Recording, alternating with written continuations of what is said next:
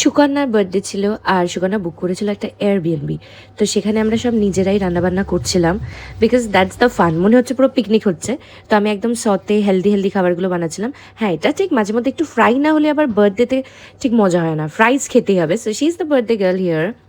কিন্তু হেলদির মধ্যে যেটা বলছিলাম সেটার মধ্যে হলো এগ, তারপর চিকেন গ্রিলড, তারপর সব ভেজিটেবল সেদ্ধ করে সতে করা হালকা করে, সসেজেস তো ছিলই। এগুলো একটু ফ্রাই করতে হলো, না হলে কি একঘেয়ে লাগবে। আর আমরা হয়তো এখানে ডায়েট করছি কিন্তু অন্যরা তো করছে না, so they will shout at আস।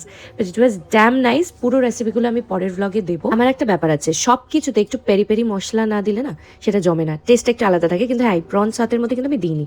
তো আমি সুকন্যাকে একটু সাজিয়ে টাজিয়ে দিচ্ছি।